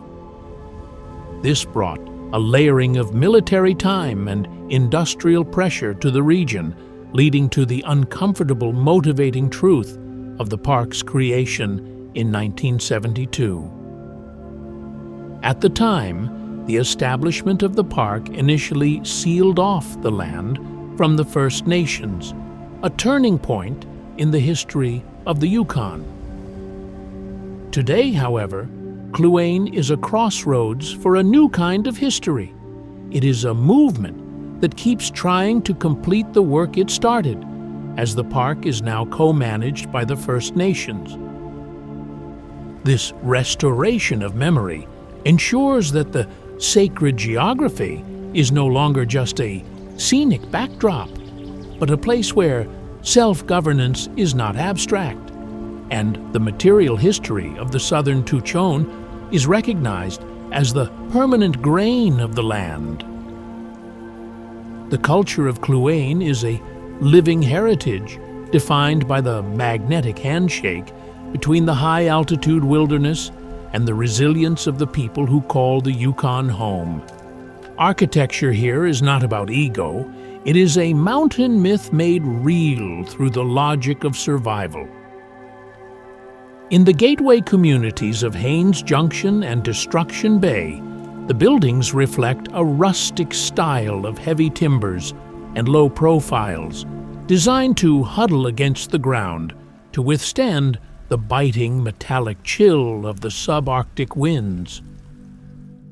The most iconic structure in the region is Our Lady of the Way, a small Catholic church in Haines Junction built inside a repurposed Quonset hut from the Alaska Highway construction era.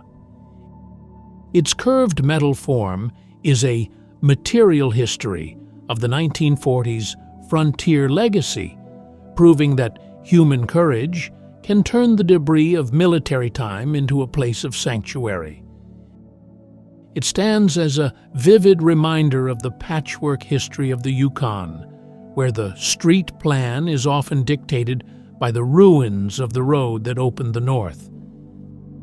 This connection to the land is refined even further at Daku, our house, the southern Tochon Cultural Center. The architecture here is a modern interpretation of a traditional seasonal shelter, utilizing floor-to-ceiling glass to maintain a permanent connection to the peaks. Inside, the culture is not behind glass. It is an active remembrance where elders share the oral tradition of the ice and the moral language of the glaciers. This is where self-governance is not abstract, and the precision craft of beadwork and caribou hair tufting translates community history into a living archive that remains part of the modern world. Alongside this indigenous heritage, there exists a distinct culture of the vertical world. For decades, climbers from around the globe have treated the St. Elias Range as a ritual of passage.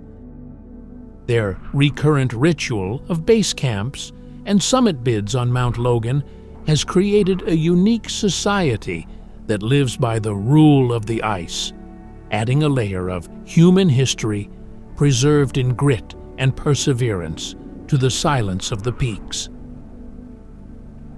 Whether it is the soft hush of snowshoes or the rhythmic sound of the drum at a community gathering, the culture of Kluane is physical, mapped into timber and stone.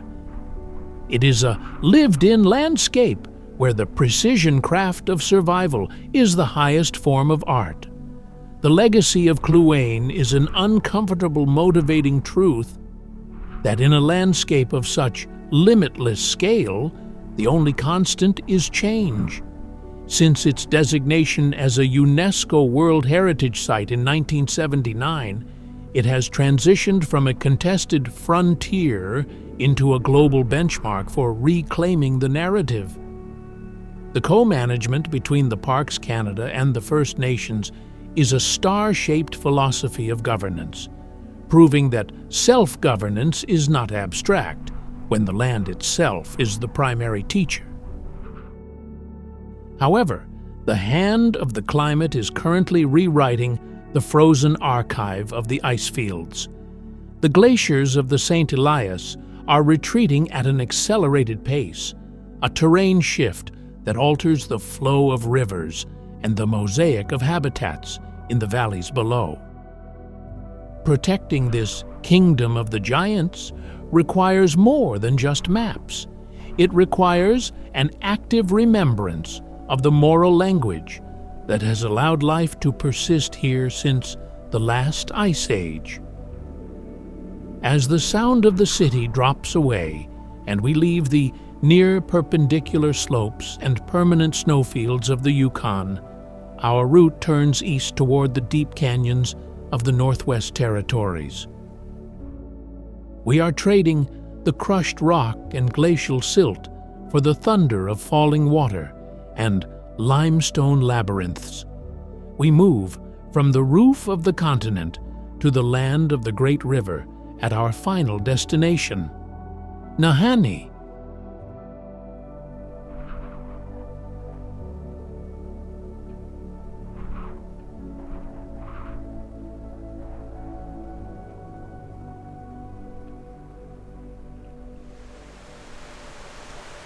our transcontinental loop reaches its final thundering conclusion in the Decho region of the Northwest Territories. Nahanni National Park Reserve is a landscape of raw, vertical, and undeniable mystery. Centered around the South Nahanni River, a heritage river that has carved its way through the Mackenzie Mountains for millions of years.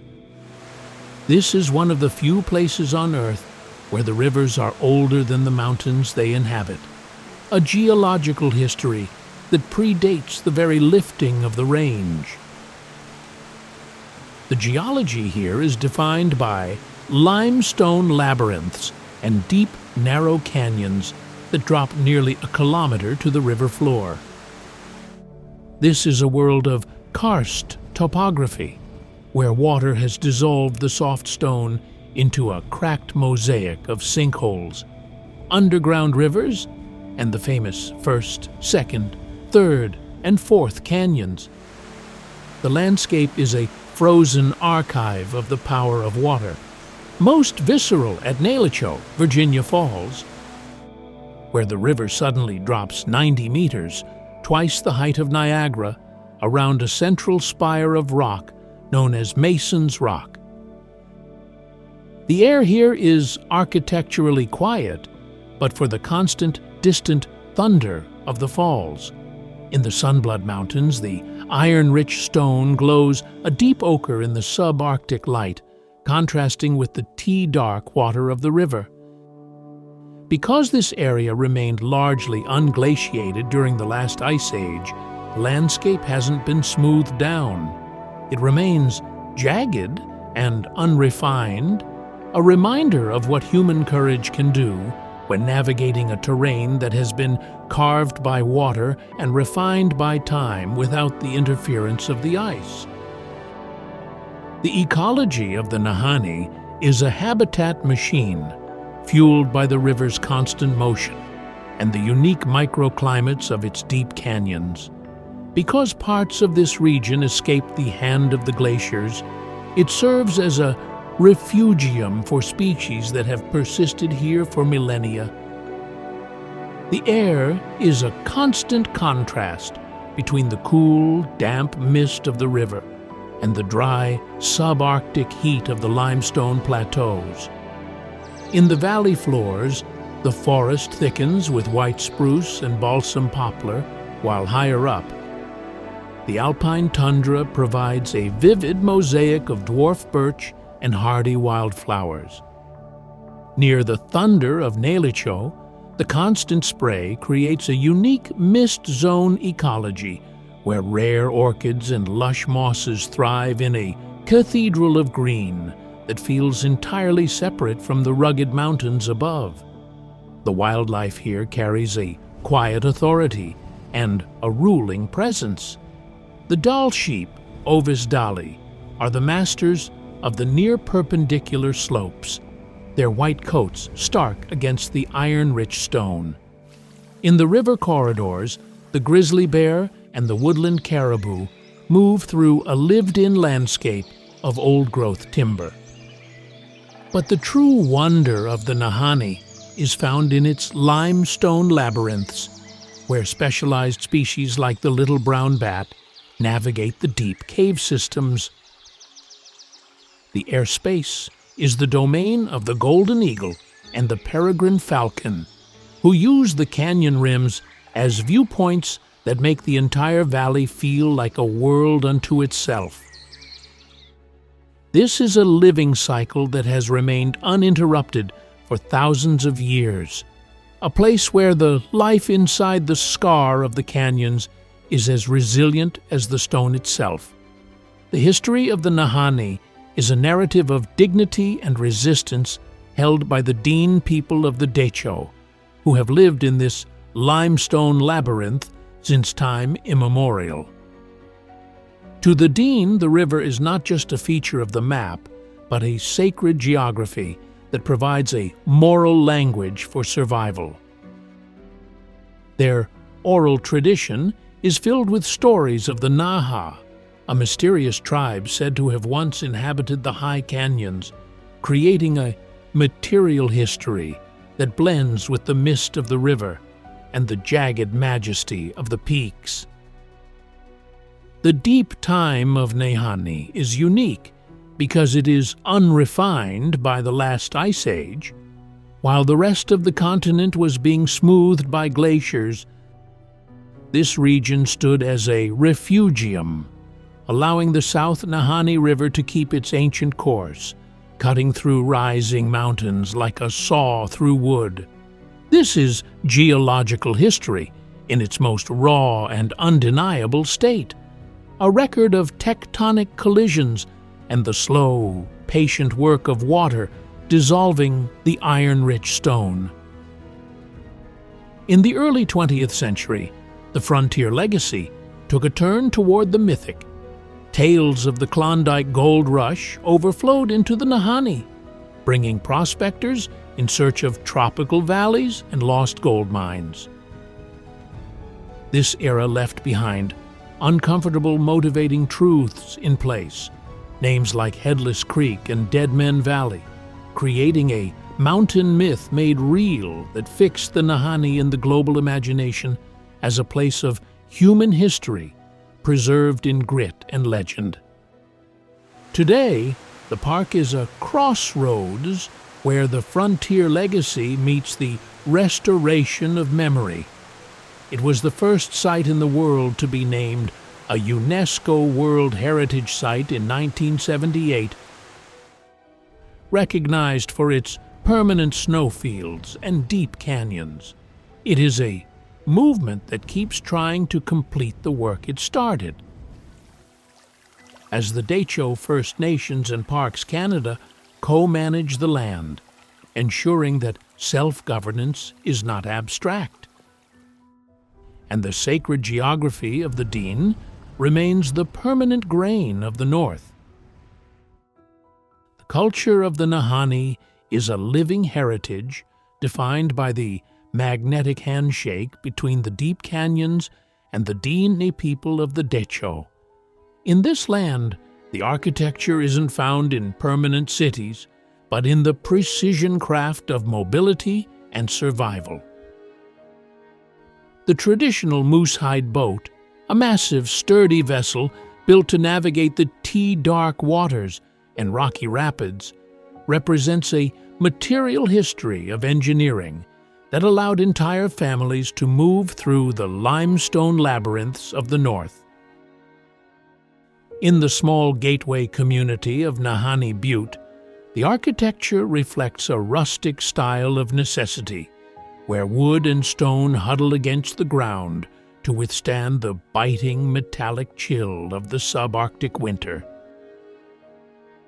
These structures are a mountain myth made real, built with a frontier legacy that respects the ruling presence of the surrounding peaks. This connection to the river is the true cultural heartbeat of the region. For the Dane, the landscape is a lived-in archive where self-governance is not abstract. The oral tradition of the elders is the moral language that preserves the stories of Nilicho and the sacred sites hidden within the canyons. This active remembrance ensures that the sacred geography is not treated as a museum, but as a permanent grain of their daily life and identity. Alongside this indigenous foundation, a modern ritual of passage has emerged for the paddlers and explorers who travel from across the globe to challenge the South Nahanni. Their recurrent ritual of navigating the sluice box and portaging around the Great Falls has created a society defined by human history preserved in grit and shared silence. Whether it is the rhythmic sound of the drum at a local gathering or the hush of the wind through the canyon walls, the culture of the Nahanni remains physical, mapped into timber and water. It is a living cycle where the precision craft of the past informs the resilience of the future. The legacy of Nahanni serves as the final, resonant chord in our continental symphony, a study in the uncomfortable, motivating truths about our relationship with the wild. As the first site ever inscribed on the UNESCO World Heritage List, it stands as a global symbol of reclaiming the narrative. The transition from a site of mythic, headless gold rush legends to a model of Diné co-stewardship is a movement that keeps trying to complete the work it started, proving that self-governance is not abstract, even in the deepest shadows of the Mackenzie Mountains. However, even this limestone labyrinth is not immune to the hand of global change. The thawing permafrost and shifting weather patterns are rewriting the flow of the Great River, a terrain shift that challenges both the living cycle of the ecology and the material history of the region. Protecting the Nahanni requires a permanent connection to the moral language of the land, a recognition that the sacred geography is a living entity that requires our constant, active remembrance.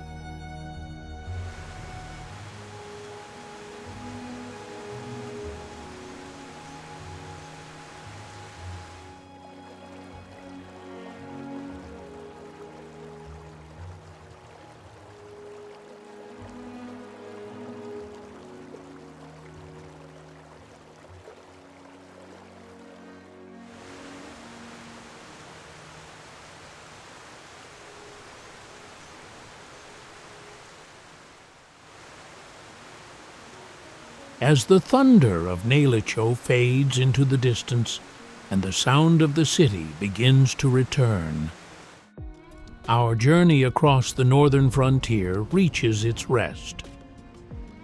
We have moved from the granite front door of the Atlantic to the jagged majesty of the Pacific, and finally to the edge of the world in the subarctic north. We leave behind the salt-laden wind and the iron-rich stone, carrying with us a frozen archive of a continent that is still being built. One magnetic handshake between nature and culture at a time. If there is a takeaway worth keeping from this long-haul traverse, it is that these landscapes are not just scenery. They are human history preserved in timber and shade. They are a mosaic of different worlds linked by the same ancient backbone, a refugium for life and a living archive for the stories that define us. Before we close the map, a little practical advice. Start early, stay flexible, and treat the weather like part of the route rather than an inconvenience. Give yourself fewer places and more time, and when you are in these sacred geographies, let silence have a slot in the schedule. It is, after all, part of what you came for. Thank you for traveling with Era Trails. We wish you a great day wherever you are, and if you found value in this journey, consider subscribing and tapping the like button. It tells us to keep going, deeper and better with every episode. Until next time, travel safe, take care of the places that take care of you, and we'll see you on the next trail.